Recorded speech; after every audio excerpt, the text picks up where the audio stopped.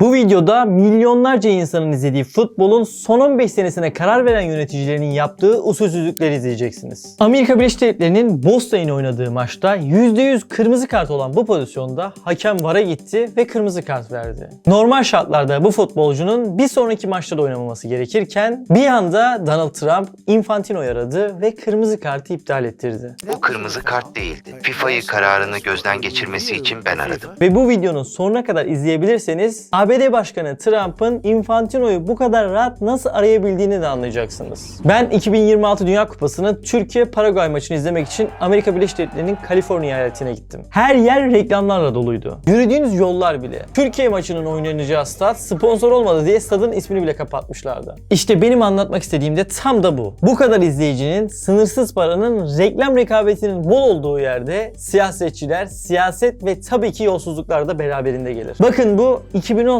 ve 2022 Dünya Kupalarının hangi ülkelerde oynanacağını açıklandığı salon. Yıl 2010 ve yer Zürih. Salondakiler dünyanın en güçlü isimleri. ABD'nin eski başkanı Bill Clinton, David Cameron Birleşik Krallık Başbakanı, William İngiltere Prensi, Boris Johnson dönemin Londra Belediye Başkanı, Jose Luis Rodriguez İspanya Başbakanı, Mark Rutte Hollanda Başbakanı ve günümüz NATO Genel Sekreteri, Katar'ın FIFA İcra Kurulu üyesi Muhammed bin Hammam, Chelsea'nin o dönemki sahibi Roman Abramovich ve nicesi. Bu salona daha sonra geleceğim. Ama önce kazananı söyleyelim. Amerika Birleşik Devletleri, İngiltere, İspanya ve Hollanda gibi güçlü adayların olduğu yarışmada 2018 Dünya Kupası'nın düzenleneceği ülkeyi Rusya, 2022 ise Katar kazandı. Ve bu sonuç şok etkisi yarattı. Ancak işte açılan bu zarf spor tarihinin en büyük yolsuzluk soruşturmasının fitilini ateşledi. Kazanan daha ilan edilmeden önce salonda en önde oturan bu kişilere bir göz atın. En ön sıralarında oturanlar 2018 ve 2022 Dünya Kupalarının hangi ülkelerde düzenleneceğine karar veren kişiler. FIFA'nın 2010 yılındaki yürütme kurulu üyeleri. Kadraja giren bu iki kişi sonucu zaten biliyorlardı. Ancak resmi yollardan değil. Bu noktaya videonun ileriki dakikalarına geleceğim. Biz bu videoda Katar'a yoğunlaşacağız. Bu konuyu anlattığımda günümüz futbolunda yaşananları da anlayacaksınız. 1,5 milyar insanın izlediği Dünya Kupası 2026 yılında 3 ülkede yapılırken 2022'de ise işte bu dar alanda Katar'da yapıldı. Futbolu farklı kıtalara yaymak için yapılıyor diyebilirsiniz. Ancak 2034 Dünya Kupası da Katar'ın komşusu Suudi Arabistan'da yapılacak. Katar'ın yüz ölçümü olarak ne kadar küçük olduğunu gelin size göstereyim. Memleketim olan Malatya'yı yüz ölçümü olarak kıyaslayalım. Bakın burası Malatya, bu ise Katar. Bakın Konya'yı tamamen içine alıyor. Neredeyse 3-4 kat büyük, 3,5 kat büyük. İşte Katar yüz ölçümü olarak bu kadar küçük bir ülke. O zaman sizce milyarlarca insanın izlediği Dünya Kupası neden bu alana sıkıştırıldı? Ve Katar'da o güne kadar doğru düzgün bir stat yoktu. Savaşın sıcak olduğu bölgelere yakındı, yaz aylarında hava sıcaklığı 50 dereceye kadar yükseliyordu. Futbol kültürünün de tam olarak oturduğu bir yer değildi. Katar bu turnuva için 9 büyük stadyum sözü verdi. Ancak Katar'ın nüfusu 1,8 milyondu. Katar'ın ülke kültürü ve yasaları yurt dışından geleceklerden de çok farklıydı. Ancak Katar 220 milyar dolar harcama sözü vermişti. Bu o güne kadar vaat edilmiş en yüksek harcama limitiydi. Daha önce düzenlenen turnuvalardan kat kat daha fazla. Yine de o dönem çıkan haberlerde Katar'ın çok geride kaldığı belliydi. Peki Katar 2022 Dünya Kupası'nı ülkesinde düzenlemek için 22 kişinin çoğunluğunu nasıl ikna etmişti? Çünkü Katar'ın bu insanları ikna etmek için yöntemleri farklıydı. Katar'ın bu turnuvayı kendi ülkesine götürmesi futbolun çok ötesinde bir istekti. Her şey yapmaya razılardı. Çünkü yer altından gelen zenginlikleri bu ülkeye sınırsız bir para sağlasa da bir gün bu bitecekti. Ve gelecek için farklı alanlarda ülkesini göstermeleri gerekiyordu. Bu arada aynısını Suudiler de istiyor ve onlar da 2034 Dünya Kupası'na ev sahipliği yapacaklar. Her neyse Katar işte bu nedenlerle son 20 senede dünyanın birçok bölgesinde farklı yatırımlar yaptılar. Çünkü Katar kendi ülkesine yatırımcı ve zengin insanları da çekmek istiyor. İşte bunun için en iyi fırsat Dünya Kupası'ydı. Çünkü milyarlarca insan bu turnuvayı takip edecekti. Bu noktada parçanın diğer yanı olan FIFA üyelerini ve sürecin nasıl işlediğini anlatmam gerekiyor. FIFA 6 büyük konfederasyona bölünmüş 211 üyesinin bulunduğu bir organizasyon. Dünyanın her bölgesinde temsilcisi var. Örneğin UEFA, FIFA'yı oluşturan 6 konfederasyondan sadece biri. Tek başına UEFA'nın kontrol ettiği bölgeden milyarlarca dolar para dönüyor. Bu parayı yönetenler de konfederasyon başkanları, üst düzey yöneticilerden oluşuyor. Bu arada FIFA başkanını seçen seçilen de yine bu üyeler. Yani burada kısa bir döngü var. FIFA'nın başkanları iktidarını korumak için bu üyelerin ülkelerine para sağlıyor ve o üyeler de başkanı yeniden seçiyor. Örneğin 1974-1998 yıllarında FIFA'ya başkanlık yapan Joe Avalanche hem yolsuzluktan hem de rüşvetten belgelenen suçları ortaya çıktı. FIFA'daki iktidarını korumak isteyenlerin tek yolsuzluk yöntemi seçimler değildi. Bunun çok daha etkili ve para getiren yöntemi vardı. O da Dünya Kupalarının yapılacağı ülkeleri belirlemek. Dünya Kupası'nın hangi ülkede oynanacağına eskiden FIFA'nın 100'den fazla üyesinin tamamı oy vererek karar veriyordu. Bu sistem değişti. 1974'ten sonra sadece 24 kişilik bir kurul karar verdi. Bu şekilde artık Dünya Kupası'nın oynanacağı ülkeleri belirlemek için oy satın almak çok daha kolaylaştı. İşte şimdi tüm bölümleri birleştirebiliriz. Bir yerde parayla yönetilebilenler, diğer yerde ise sınırsız paraya sahip olan bir ülke.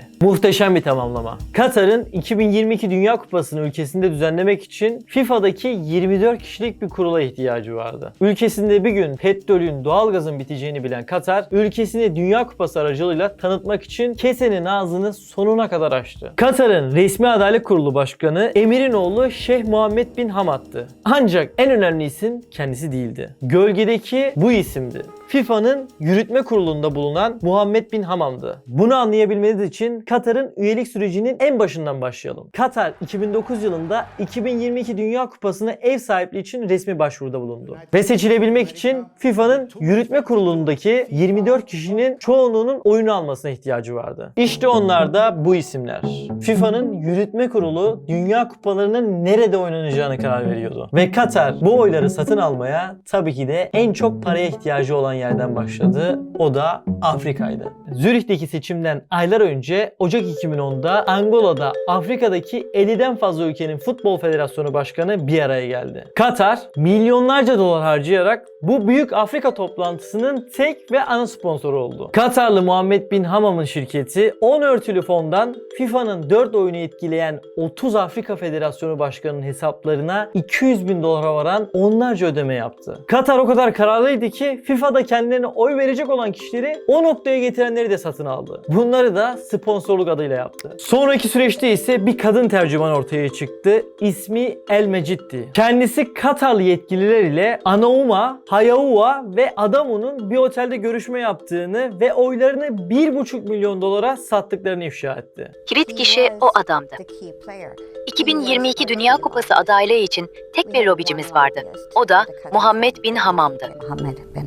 El Mecid 2011'de iddialarını yazılı olarak geri çekti. Sonra bu geri çekmenin baskıyla imzalatıldığını, tehditler yüzünden de FBI korumasına girdiğini açıkladı. Katar bu yöntemle 3 oyu satın almış oldu. Ancak beklemedikleri bir gelişme yaşandı. Sunday Times ekibi lobici kılığına girdi ve Afrika'dan Adamu, Okyanusya'nın FIFA'daki temsilcisi Temari'ye lobi için para teklif ettiler. İki ismin de lobi için yaptığı görüşme haberleri ifşa oldu ve bu iki kişi men edildiler. Yani Katar bir oyu boşuna satın almış oldu. Neyse biz devam edelim. Katar Afrika'dan sonra Asya'ya yöneldi. O ülkelerden birisi de Tayland'tı. Oylamadan sadece 4 ay önce Muhammed bin Hamam, Tayland Federasyon Başkanı ve FIFA İcra Kurulu seçmeni Makudi ile Doha'da buluştu. Ancak bu buluşmanın nedeni futbol ile hiç alakalı değildi. Katar'ın başkenti Doha'da Katar Başbakan Yardımcısı ve aynı zamanda Enerji Bakanı ile buluşturuldu ve masada Tayland'ın yılda 1 milyon tonluk sıvılaştırılmış doğal gaz sözleşmesi imzalandı. Ancak anlaşmada bir detay vardı. Katar, Tayland'a %20 indirim yapmıştı. Bu milyonlarca dolar kar demek. Ve bu gaz anlaşmasının Katar'a hiçbir faydası yoktu. Ve daha sonra ifşa olan belgelerde Muhammed bin Hamam'ın Tayland Federasyon Başkanı'na yazdığı teşekkür maili ifşa oldu. Böylelikle Katar bir oyu daha garanti altına almış oldu. Katar, Asya'dan sonra yönünü Amerika'ya çevirdi. Kuzey Amerika'da FIFA'nın konfederasyonlarından bulunan CONCACAF vardı. Jake Warner, CONCACAF'ın başkanı ve Karayiplerin 30 oyluk bloğunu tek elden yöneten isimdi. Ve kendisine en güçlü oy toptancısı deniliyordu. İşte Muhammed bin Hamam'la da ilişkisi bu güce dayanıyordu. Sunday Times'ın ele geçirdiği belgelere göre Muhammed bin Hamam'ın Doğa'daki şirketinin örtülü fonlarından Warner'a ve ailesine 1,5 milyon dolara aşkın ödemeler gönderildi. Ve Katar bundan sonra da yönünü Güney Amerika'ya çevirdi. Güney Amerika futbolunu elinde tutan 3 güçlü isim vardı. Julia Grandano, Nicolas Loes ve Ricardo Texeria'ydı.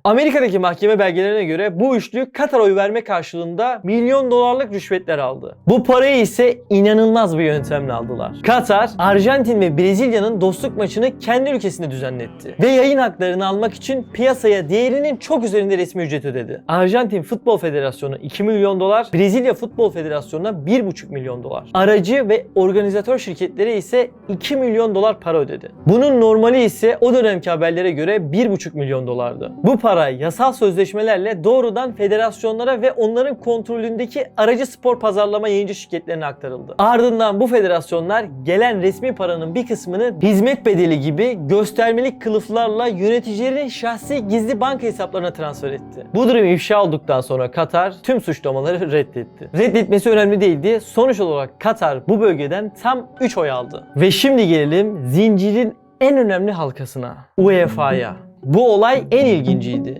Çünkü işin içinde Fransa Cumhurbaşkanı Sarkozy de vardı. Tarih 23 Kasım 2010'du. Oylamaya sadece 9 gün kala dönemin UEFA Başkanı Platini'nin cep telefonu çaldı. Arayan Fransa Cumhurbaşkanı Sarkozy'di. Onu Cumhurbaşkanlığı sarayına davet etti. Kendisinin anlattığına göre Platini Sarkozy ile baş başa yemek yiyeceğini düşünüyordu. Ancak öyle olmadı. Salona girdiğinde masada 2 kişi daha vardı. Katar'ın Veliaht Prensi Tamim, bugünkü emir olan Tamim ve Katar'ın başbakanı vardı. Bu zaten tesadüf değildi. O masanın oturma planı bugün Fransız savcılığı dosyasında da duruyor. Ve Platini'nin savcılığa verdiği ifade tutanaklarında aynen şöyle yer alıyor. Katarlıları görünce şaşırdım ama ev sahibinin kimi desteklediğini gayet iyi anlıyordum. Yani bu yemek buluşma değil, ikna operasyonuydu. Ve şunu da unutmayın, Fransa o dönem ekonomik olarak sıkıntılı bir süreçteydi. İşte bu yemekten sonraki aylarda sırayla şunlar oldu. 1. Sarkozy'nin tuttuğu mali krizdeki takım Paris Saint-Germain 76 milyon euroya Katar Devlet Fonu'na satıldı. Sarkozy bunu o yemekte bizzat istemişti. 2. Michel Platini'nin oğlu Katar Fonu'nun spor şirketlerine genel müdür oldu. 3. Katar'ın televizyonu Fransız futbolunun yayın haklarını alarak Fransız pazarına girdi. Bu arada aynı kanal Türkiye'deki futbol maçlarını veriyor. 4. Qatar Airways Fransız Airbus'a 50 uçaklık yaklaşık 19 milyar dolarlık sipariş verdi. 9 gün sonra ise Platini'nin kendi itirafıyla Amerika'ya vereceği oyu bu yemekten sonra değiştirdi ve Katar için kullandı. UEFA'dan devam edelim. Marios Lefkaritis oylamalardan sonra ailesine ait araziyi Katar Fonu'na gerçek değerinin çok üstünde sayılan 27 milyon sterline sattı. Bir diğer yürütme kurulu üyesi olan Michel'in oğlu ise özel bir Katar hastanesinde işe alındı. İkisi de bağlantıyı reddetti, ikisi de suçlanmadı. Katar bu oylarla birlikte 2 Aralık 2010'da kararın açıklanacağı İsviçre'nin Zürih şehrine gitti. Oylama 4 turdan oluşuyordu. Katar ilk turda oyların 11'ini aldı. Ezici çoğunluk Katar'daydı. ABD ise ilk turda yalnızca 3 oy alarak elenmekten kıl payı kurtuldu. Katar 4. turda ise ABD'ye karşı 14 oyla kazandı. ABD ise 8 oy alabildi. Karar bir zarf içinde FIFA başkanı tarafından getirildi. Ancak zaten en ön sırada oturan bu kişiler o zarftan ne çıkacağını biliyorlardı. Şu an hepimizin izlediği Dünya Kupası ve öncekileri işte bu adamların yönettiği kurumlar tarafından düzenlendi. Katar istediği oylara istediği şekilde sahip oldu. İşte o zarftan çıkan karar da 2015 yılında patlak verdi. FIFA skandalı Sepp Blatter başta olmak üzere kurumun tepe yönetiminin küresel çapta tasfiye edilmesi ve uzun süreli beyin cezaları almasıyla sonuçlandı. Ancak başta tavizsiz ilerleyen ABD ve İsviçre yargı süreçleri yıllar içinde büyük ölçüde çöktü